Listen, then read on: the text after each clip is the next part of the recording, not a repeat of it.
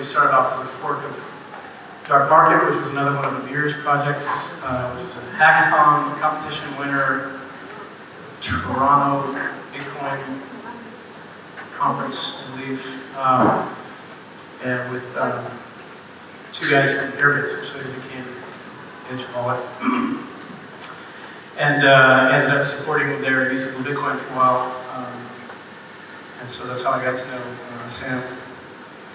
And great that he had tremendous knowledge about the state of the market for dark markets, essentially, or distributed marketplaces.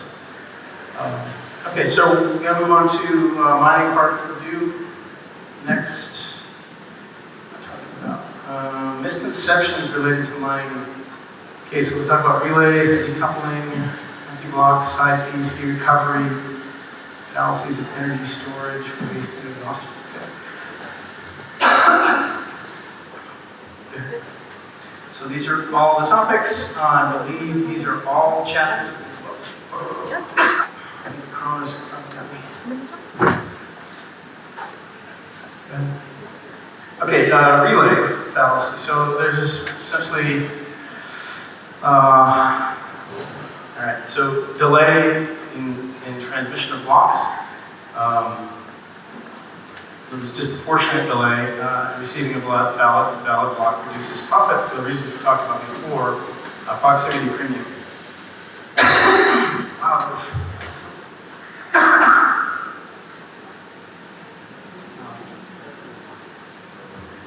So, a mining pool, right, is a set of, I call them grinders in the book, the hashing itself. There's a distinction between assembling a block, a candidate block, we call it in the Bitcoin, and actually grinding on that block, iterating over it, making a trivial mutation to the block until a hash of the block is found that satisfies current validity. There's a distinction between the grinding on the block and the assembly of the block. I refer to in the book a miner as the person who selects the block. They can assemble all these grinders who might be separate people, whatever, into their mining pool, which I refer to as a miner. Right? It's a pool of these grinders. Just trying to be consistent with the terminology. So, a relay is what I would refer to as like a meta miner. It's another layer over a set of miners. As opposed to so there's the relay network, which you think of as a peer-to-peer network. It is a relay network. The blocks are relayed from peers. So one way miners find other miners' blocks more quickly is they just connect as a grinder to another miner, and we'll see them potentially see the new block having been found faster than if they just relied on a peer-to-peer network. There's nothing wrong with that, right? We want everybody to see everything as fast as possible, so if everybody did that, it would be perfectly distributed. Right? Every miner connects to every other miner and sees all the blocks as fast as they can, instead of relying on multiple hops. So that's actually, I believe, we can't really know for sure, but I believe it's actually what most of the large miners do, is they just connect to each other.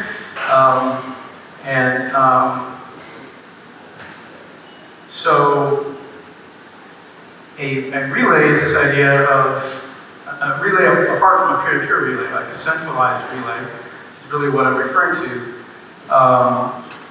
acts as a miner because it has control over whoever operates the relay has control over the communication, speed up certain blocks from certain miners, slow others down, charge for it, right? Well, the argument, right, so let me just go through the bullets here. Peer-to-peer network does incorporate block relay, but it can mitigate denial of service attacks, right? You get something in that's an invalid communication, invalid block, it just drops the peer. That's what the Bitcoin does. Any invalid communication just drops the peer. Profitable, you continue to get more profitable, and as we discussed before. So yeah, anybody can set up a mining pool. Being competitive is another issue altogether. And the same thing is true of relay. And arguments have been made that relays improve the security of the network. That is the fallacy, because there's no security improvement, there's no improvement in decentralization. All you've done is taken what might have been one big miner and split it apart into smaller miners and then put it under one big miner, which is the relay operator, who has control over everything and can charge for that service because it's more profitable. So I think there was a well-known Bitcoin company who put some satellites up, rented some satellite space, and shortly after I wrote this topic and predicted that this would be a paid service once you got a more effective relay, I actually wrote on the site that that's one of the ways they would monetize it, is by charging for efficient relay, as efficient as you get over satellite. But, in other words, it's a shift of the centralization, or what I call in my terminology the pooling. Centralization is used for market centralization and pooling for mining centralization. It's a shift from what we think of as a mining pool to a mining relay operator, which is just a pool of miners. So security-wise, in terms of making people more independent and unknown and hideable, it's a net non-change. And if everybody gathers up into one relay and latency has been reduced, right? Has there been, you can see latency reduction through fewer orphans, right? Everybody's seeing blocks, there's less delay when a block comes out, and we see it sooner, so there's a lower orphan rate. But when that system has to exercise its security, and that big relay, somebody walks into somebody's house and says, you're operating this thing and we want you to do this and this and this, or you go to jail, or you're a money transmitter, or whatever, that goes away and it goes back to high orphan rate. And so it's kind of low orphan rate. Orphaning is a block becoming a weak branch of the chain and therefore not giving the miner a payout. A low orphan rate is inherently a sign of greater miner pooling. Right? You can't reduce the orphan rate unless you effectively brought all the miners together under one pool. So people will point to the low orphan rates and say, see how successful this has been in decentralization. Now you now have low orphan rates close to you, but all we've really done is collect them up into a big mine. So the presumption of increased security through decentralization I consider false. And the presumption that there could be lots of independent relays is the exact same assumption as there could be lots of independent miners, right? The whole point is we're trying to spread this out, and the way we're doing that is bringing it all together. And so as you saw, we tend to aggregate mining up into roughly 50%.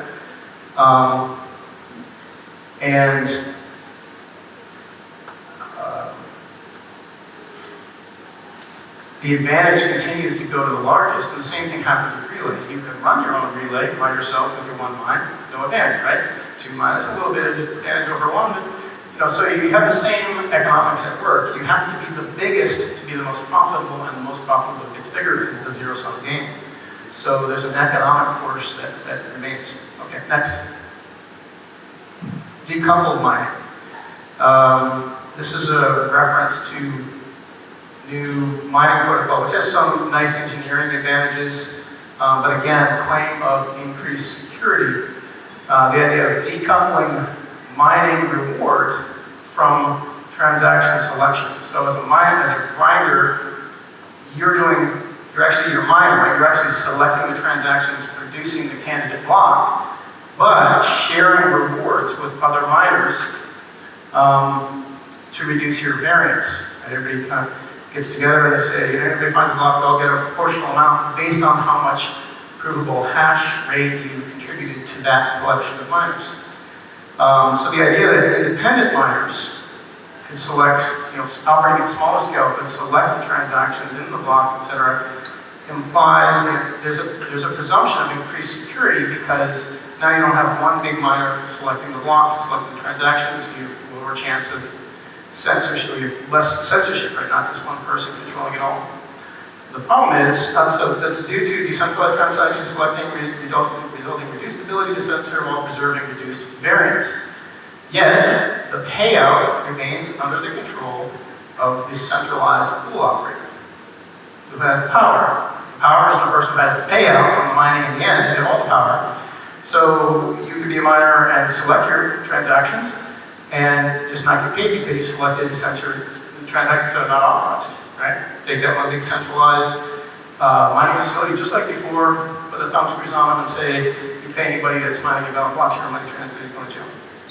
So there's an argument that transparency increases, right? We can see that the miner can now see that this is happening. I've selected some blocks and I'm not getting paid. But he has no recourse, right? He can't force the pool to pay him just because he can see it. And we could see this otherwise too, but somebody's censoring the same way. So again, these are economic forces at work, and this engineering change, while it has some nice engineering benefits, doesn't change the core security principles at work, is that it remains one single pool with power in the hands of the pool operator. And therefore that large pool operator is sacrificing anonymity because they're so large. It's harder to hide. Next. Empty blocks. Yeah, so mining empty blocks cannot be considered an attack. Right? You turn on your mining rig and you decide not to select any transactions and you mine a valid block and put it out there. Who have you attacked? You haven't stolen anything from anybody. So you don't have an obligation as a miner to mine any transactions. Empty blocks contribute fully to double spend security, right? Well, there's greater debt. Formulating a block is time costly. Optimal blocks are prohibitively so. As we discussed earlier, it takes hours to find an optimal block if it was possible at all because new stuff is constantly coming in. So eventually you have to stop, wait 6, 7, 8, 10 hours, whatever. Now I've got the optimal block and then you're losing all your money, everything. So it's subjective, right, the transactions you select, and sometimes while you're doing that computation, commonly while you're doing that computation, you don't have a block. It's very easy to produce an empty block, so miners will hash an empty block until they produced what they consider to be a reasonable block with fees in it. So fees are the incentive to mine a transaction. So if you'd rather mine an empty block while you compute the set of optimal fees, presumably fees are not high enough, right, for you to actually start mining those transactions. You'd rather just mine an empty block. So fees could rise, and then miners might have the actual incentive to grab more quickly grab a smaller set of transactions that's not as optimal, but makes them more money than waiting and not mining at all. So imagine a miner's mining, and they're never mining any empty blocks, but then they just remove their mine from the network. Difficulty hasn't adjusted yet. How is that different than a miner sitting there and mining empty blocks? Right? Think about it, that comes out the same with the extra benefit of there's greater confirmation depth with multiple actual mining blocks. In other words, if you pull your hash power from the network until competition comes in to compensate for that, it takes longer for transactions to get confirmed.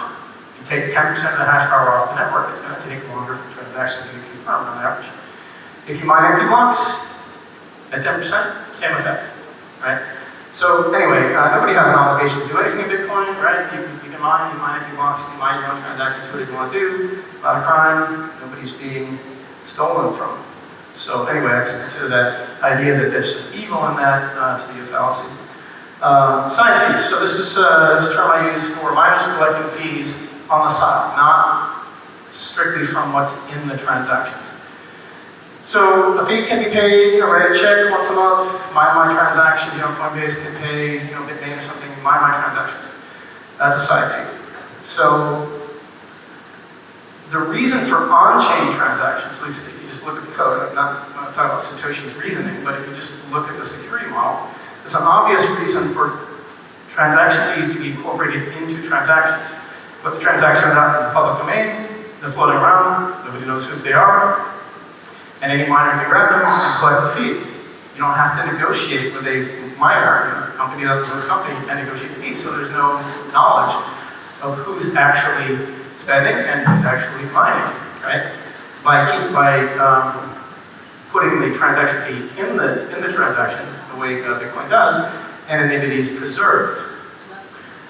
So if you're using a side fee arrangement, again, if Coinbase is the main example, I don't know if they do that, it doesn't really matter to me, but just some names I know.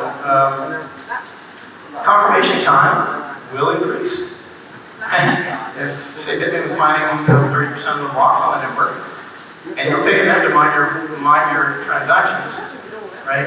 You're only relying on them. You're not putting them out in the public domain, just giving them to mine my transactions or pay you.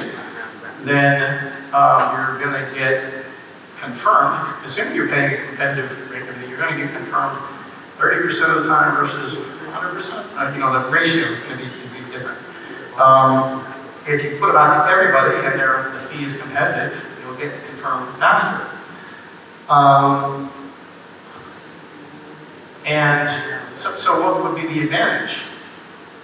You can pay more than the market rate, and then they'll have a greater incentive to mine your transactions. You pay less than the market rate, and then they'll have a lesser incentive. But if you pay more, you're wasting money. If you pay less, the miner's losing money.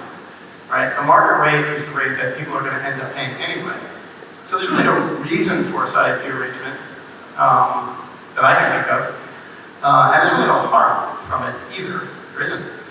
Now people will say that, well, fee estimation techniques will be impacted because you won't see the fees. Well, that's just a false premise. You're not necessarily seeing the fees at all anyway. You just assume you are, right? So a miner could mine his own transactions, like this Coinbase, but other transactions, right? Is there any reason, I'll cover this one I think next, but is there any reason for a miner to put a fee on that transaction? Just pay yourself? What's the point in that? Right, so it could be that every miner just says, oh, these are my transactions, so just put them on with zero fee. Right? Why not? You're still paying for the block space. It's an opportunity cost of the transactions you didn't mine. So you're still paying for it. You could also pay an absurdly high amount to yourself. Have no impact whatsoever. So I don't know why people believe, I guess we kind of assume this is so, but there's really no proof in it whatsoever that these are the fees that are actually being paid. Of course, side fees could have the same effect. So there's only one correct fee, and that's what people are willing to pay at any given time. It's not a function of history. It's a function of what somebody's willing to pay right now. And so, just like every other price you pay, you negotiate every year. Some people never do. I don't much, but in parts of the world, that's everything you buy. There's some negotiation going on. You settle on where you're happy, and that's what determines the fee rate, not the history. Right? People use that as a guide for their future fees. So it's not a feature of Bitcoin that the history of fees or the fees that happen to be in the public pool of unconfirmed transactions are correct or determined of the future, right? Obviously fees change, so obviously history does not determine the future. Anyway, so there's nothing wrong with side fees, and it's just the presumption of fee estimation techniques that's the correct guide. Anyway, next one. Fee recovery. It's kind of touched on this, the idea that miner creates a transaction with a big fee on it, and then they recover that fee, like they're making money. It's just absurd. It doesn't matter what a miner puts on, whoever pays to mine the block, it's irrelevant what fee they pay. Right? It's like if I run a restaurant, and I charge myself for dinner. Free dinner, $1 million dinner, makes no difference. And then the same. Okay. Yeah, Bitcoin is a store of energy. No, Bitcoin does not store energy, it stores data. It's all stored. That data may have some value to somebody, and maybe you'll go buy some more energy with it later, but the energy that gets consumed in mining is gone. I know that people seem to almost take this idea literally. I just have to point out the energy consumed in mining is gone. You want to take the money that you have in a transaction, in your wallet, and go buy some energy. You can do that. That's new energy. That's to be produced, right? It's not been stored at all. Just should be obvious. Bitcoin is a store of information. Energy waste. Okay. The idea that so Bitcoin mining consumes an amount of cost, which is the total fee level or the reward level with the inflation still programmed in. It does not consume a fixed amount, a certain amount of energy. It consumes always a certain amount of cost.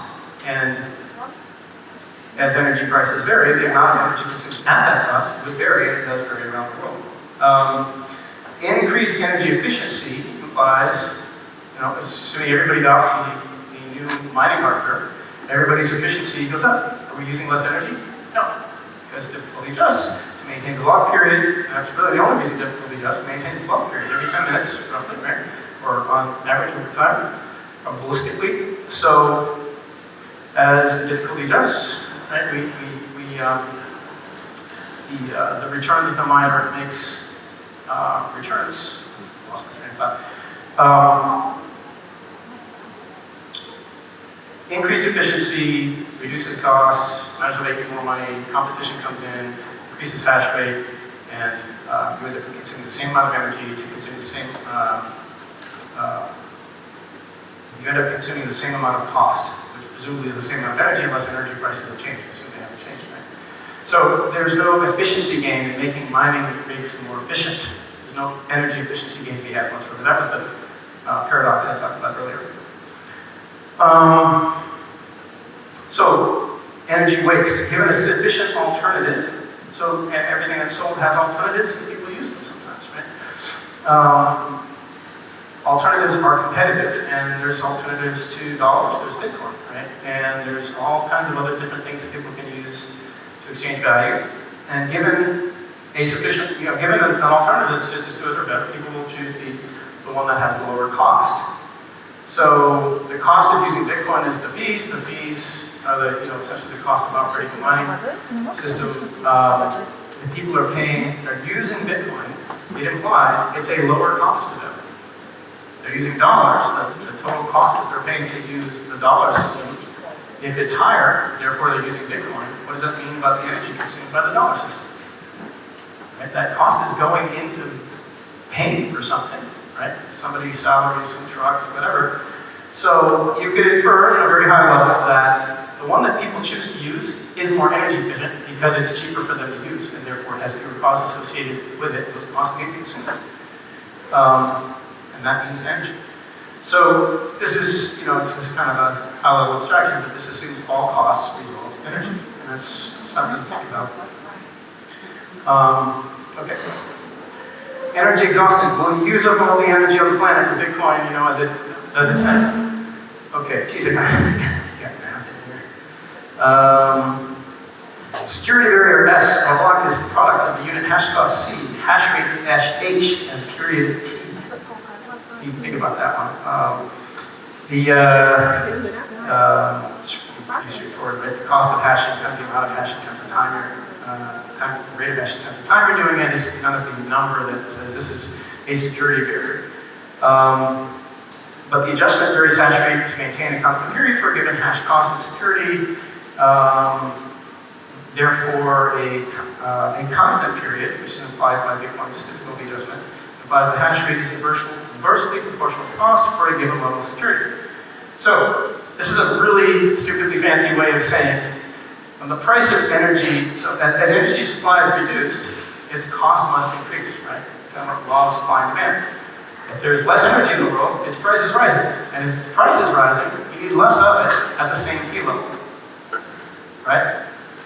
So if Bitcoin was to start consuming all the energy in the world, the price of energy would go up, and the amount of energy that Bitcoin needs would go down. So it can't use up all the energy in the world, just like every other market. If you have a free market with no price controls, you don't have shortages. You don't have shortages of energy because price rises to ensure availability, essentially. So energy might get more expensive because people are mining, but it's not going to run out. Just be less of it used. Back in. Okay. 8.5 minutes left. Questions?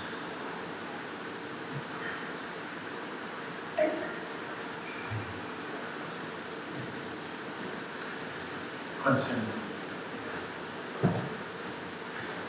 I'll bring you the microphone, or you shut it up. I have a question. The question is mainly around and that whether you can elaborate on how dependent is Bitcoin security then on the Bitcoin price? People often say that the price goes up, the hash power goes up, the total cost of energy that's consumed goes up. But I've heard you argue that this doesn't actually increase Bitcoin security. This is actually kind of a hard question, but there's a distinction in my abstractions, and I think in reality, between double spend security and censorship resistance. And double spend security, well, if it was easy to double spend something, right, the system wouldn't be very useful. But double spend security in Bitcoin can be improved by just waiting longer. So that's an additional cost. Censorship resistance is kind of unrelated to this, right? Like, it's profitable to be a miner. Mining in general is profitable, otherwise people don't do it. If it's hugely profitable, more competition comes in and it reaches this interest rate equilibrium that we talked about before. So it's not a security barrier to have any particular, not a censorship resistance security barrier to have any particular level of hash rate. Think about that. You can profitably get to 50%. You will be more profitable than anybody else in the network when you get there. And what does it take? It takes capital investment, but that's not a loss. That's a cost of doing business. It's profitable, so there's no loss associated with it. So if you want to raise enough capital to go out and make a lot of profit mining Bitcoin, you can put together your 50% of the hash rate of the network. The amount of that hash rate is not itself a security barrier. It's not hard to make mines. The state wants to do it. We went to the node in 1968. I think we can make freaking Bitcoin mines off the shelf hardware, basically, right? So I say we, people, right? And again, done anonymously, so nobody knows you're doing it because the whole system is designed to be anonymous. So you get to that point. Now, what's the actual security barrier? What's preventing a 51% miner, or say majority hash power miner, from censoring transactions and building only on its own blocks, right?